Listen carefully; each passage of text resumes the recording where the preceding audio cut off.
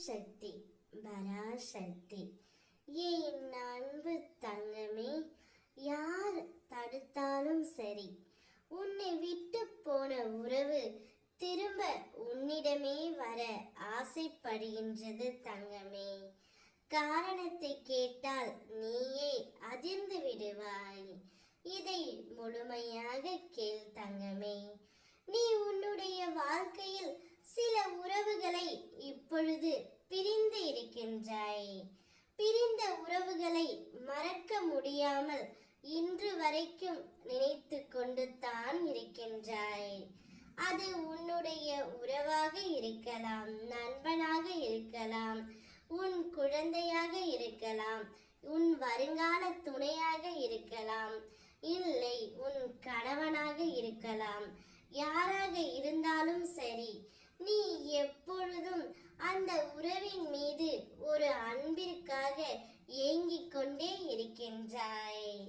காலத்தின் கட்டாயத்தாலும் விதியின் சதியாலும் இந்த உறவை நீ பிரிந்து இருக்க வேண்டிய சூழ்நிலை ஏற்பட்டு விட்டது. ஆனால் அந்த உறவோ யார் தடுத்தாலும் சரி, இனி என்னுடைய வாழ்க்கை உன்னோடு தான் என்று ஒரு முடிவை தீர்க்கமாக எடுத்து விட்டார் தங்கமே. ஒன்றை நன்றாக புரிந்து கொள். உண்மையான அன்பு என்றுமே தோற்று போவது இல்லை. உங்கள் இருவரிடம் உண்மையான அன்பு இருக்கின்றது. அதனால் தான் இப்பொழுது அந்த உறவே உன்னை தேடி வரப்போகின்றது. ஏதோ ஒரு மன கசப்பு ஏற்பட்டு சதியையும் மாயையும் சூழ்ந்து உங்களை இந்த நிலைமைக்குள் கொண்டு வந்து விட்டது. ஆனால் இது வாழ்க்கை முழுவதும் இருக்காது.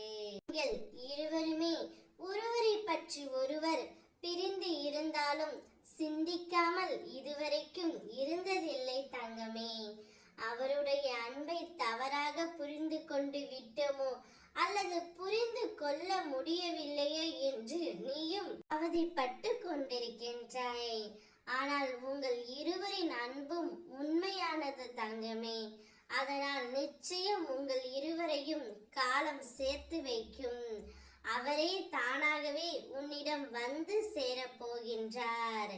உன் மீது கொண்ட காதல், அன்பு அனைத்துமே அவருக்கு இப்பொழுது அதிகமாகி விட்டது தங்கமே. நான் உன்னை பரிபூரணமாக்க வந்தேன். உன் பலவீனங்களை நீக்கிவிட்டேன். இனி எந்த சூழலையும் தைரியமாக எதிர்த்து போராடலாம் தங்கமே. எங்கும் எப்போதும் எவ்விடத்திலும் உனக்கு அம்மாவாக நான் துணை நிற்பேன். நான் இருக்கின்றேன். ஓம் சக்தி பராசக்தி.